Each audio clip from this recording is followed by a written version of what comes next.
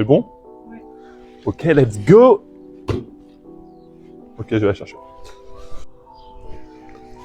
Salut les zouzous, c'est The VTTiste et aujourd'hui on se retrouve pour une nouvelle vidéo de présentation de vélo, à savoir ma machine pour 2024, le nouveau Rock Rider Race 940S Limited de chez Decathlon. Donc pour commencer, on va faire les 3 P, c'est-à-dire la pratique, le prix et le poids. Donc la pratique, comme vous le savez tous, c'est un vélo de cross-country destiné à la compétition. Le prix, c'est 6 500 € stock. Moi, j'ai fait quelques modifications dont on va parler par la suite. Et enfin, le poids, il est annoncé à 11,2 kg, sans pédale, sans porte-bidon, sans support de compteur de GPS, bien sûr, et surtout en chambre à air. Et en parlant du poids, je vous conseille de rester jusqu'au bout parce qu'on le pèsera pour vérifier si les 11,2 kg annoncés sont bien réels. Ça fait quelques années que Decathlon est en train d'établir une montée en gamme. Ils ont rechangé leur naming, que ce soit sur la route avec Van Rysel et sur le VTT avec Rock Rider. Et surtout, ça fait plusieurs années, maintenant peut-être 2 ou 3 ans, qu'ils ont une Team World Cup avec des grands pilotes français que vous connaissez, Joshua Dubo, Maxime Marotte, Mathis Azzaro notamment, pour ne citer qu'eux. Et l'idée de ce vélo, c'est justement de proposer un vélo prêt aux Coupes du Monde, en tout cas aux compétitions pour les amateurs comme vous et moi. Et c'est la version finale de leur projet, en tout cas la première version de vélo purement dédié à la compétition. Celui que j'avais avant, le blanc, pour ceux qui le connaissent, c'était encore un mix entre un vélo cross-country accessible et un vélo vraiment typé compétition. Donc en parlant des changements par rapport à l'ancienne version, le Race 900S, il y a des vraies différences qui se font avec ce nouveau châssis. La première, c'est la cinématique de suspension. C'est une cinématique moderne, hein. On a un monopivot avec une biellette, un triangle arrière 100% rigide. L'idée, c'est de faire un vélo cross-country qui soit efficace, qui ait un bon rendement, qui n'ait pas de pompage. Le deuxième élément, c'est la rigidité globale du vélo. Vous pouvez le voir notamment avec le triangle arrière ici, qui a des renforts que l'autre version n'a pas. Ils ont cherché à trouver le meilleur compromis entre un vélo rigide à souhait, mais aussi qui absorbe, parce qu'on connaît la difficulté technique des circuits modernes et comme ils peuvent être cassants. Troisième élément, c'est un élément qui va encore dans cet aspect compétition, c'est la douille de direction ici, qui, comme vous le voyez, est très fine, alors que le vélo est en XL. Donc là, c'est toujours pareil pour aller chercher une position un peu plus agressive. Et enfin, un petit élément supplémentaire qu'il y a par rapport à la version précédente, c'est tout simplement l'ajout, grâce à cette nouvelle géométrie, d'une possibilité d'avoir un deuxième porte-bidon. Donc ça ravira tous les amateurs de cross-country marathon et de longue distance en général. Donc ce vélo, Decathlon, il le propose en 2 versions.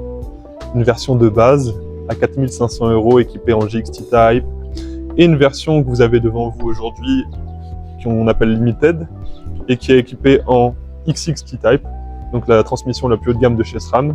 Donc rapidement, pour finir sur les différences entre les deux modèles, il y a environ 600 grammes d'écart. Moi je parle pour le taille XL comme ce que j'ai actuellement. Il est annoncé à 11,2 kg sans pédale, sans porte-bidon comme je vous l'ai dit en version Limited. Et en version GX, donc bien plus accessible en termes de prix, il est annoncé à 11,8 kg. Ce qui est à noter pour ces deux versions, c'est qu'elles sont relativement identiques par rapport au cadre. On a le même lay-up, donc le même tissage des fibres. On a la même peinture également, cette jolie peinture noire à l'arrière et ensuite qui dégrade vers le rouge orangé, un peu saumon, avec des petites paillettes sur le top tube comme vous le voyez. Et enfin, on a les mêmes protections qui sont mises d'origine sur le cadre, qui sont de bien meilleure facture que sur l'ancienne génération. Ici, pour protéger la chaîne. Ici, pour protéger le cadre du plateau. Ici, le guide chaîne, pareil, pour éviter que la chaîne ne saute. Et enfin, toujours un peu dans la même zone, un capot qui évite que la boue s'infiltre au niveau des roulements. Il est intéressant de se pencher un peu plus sur le matériel qui est positionné sur le vélo. Et on va commencer par la transmission. Donc comme vous le voyez, le vélo il est équipé de la toute dernière génération de transmission de chez SRAM. Ici en version très haut de gamme, la XX SLT Type. Donc elle n'a pas de patte de dérailleur. Et qu'en fait le dérailleur sert lui-même de patte avec une prise en sandwich du cadre. Ça va éviter d'avoir tous les problèmes de réglage qui sont liés à des torsions de pattes de dérailleur. On est bien sûr sur une transmission 12 vitesses électrique sans fil en 10-52 à l'arrière. Et concernant le pédalier à l'avant qui est 100% carbone, avec un magnifique rotor ici, très bien fini, Decathlon le propose en 36 dents d'origine. Donc il va falloir avoir les cuisses pour l'emmener. Et enfin, au niveau de la manette, on retrouve les tout nouveaux pads de chez SRAM Côté suspension, on se retrouve avec la toute dernière génération de suspension de chez RockShox, donc toujours la marque du groupe américain. L'amortisseur Seedlux Ultimate en 120 mm de débattement avec cette biellette qui est très bien finie vraiment et qui est assez complexe comme on peut le voir. Et à l'avant, on retrouve la nouvelle fourche Seed Ultimate 120. Ce qui est intéressant à noter sur cette nouvelle génération de suspension, c'est qu'elle propose 3 positions de blocage. Sur la manette que vous retrouvez à gauche ici, une manette tournante qui est plus ou moins ergonomique, ça c'est les goûts de chacun. Le seul avantage c'est que ça permet de libérer de l'espace pour la manette de blocage de tige de sel. Vous retrouvez ici les 3 positions. Là actuellement il est ouvert. Ensuite une position pédalage et enfin une position complètement bloquée, ce qu'on retrouve finalement sur la plupart des suspensions actuelles. Donc côté freinage, on se retrouve avec des freins assez originaux chez TRP, la marque qui sponsorise le team Rock Rider. Ici on est sur la version Slate X2, donc des freins haut de gamme à 2 pistons avant, 2 pistons arrière. Et si tu regardes au niveau de l'étrier, il ressemble pas mal finalement à un étrier de frein qu'on pourrait trouver chez SRAM par exemple, seulement on est bien en huile minérale. Comme chez Shimano, ce qui va être un gros plus pour l'entretien, pour la tenue des freins aussi avec la chaleur. Côté périphérique, on commence par la tige de selle et la selle. On retrouve une Reverb AXS. Et au niveau de la selle, on retrouve une selle de chez Fizik avec sa Argovento X3 avec des rails en métal, mais par contre un corps de selle semi-résine, semi-carbone. J'ai oublié d'en parler, mais la tige de selle c'est 31,6 mm de diamètre sur ce vélo et 125 mm de débattement pour les tailles L et XL. Pour les tailles inférieures, ça sera 100 mm. Au niveau du poste de pilotage, on retrouve un combo de chez FSA, la marque qui sponsorise également le team Ford Decathlon, avec ici une potence en inclinaison négative, il me semble que c'est du moins 15 ou moins 20 degrés, 70 mm de long en aluminium, très bien fini, vraiment très valorisante, associé à un cintre qui est magnifique, côté brillant sur le côté droit et finition mat sur le côté gauche. Ce cintre il est proposé naturellement en carbone et avec une largeur totale de 760 mm. Ah, je vais poser, j'ai trop chaud. Ça me fait transpirer tout ça. Donc le porte-bidon, c'est le Elite Legero Carbone qui vous porte 17 grammes. Pas grand chose à dire de plus. Et enfin les pédales. Comme vous le voyez, elles sont déjà un peu utilisées.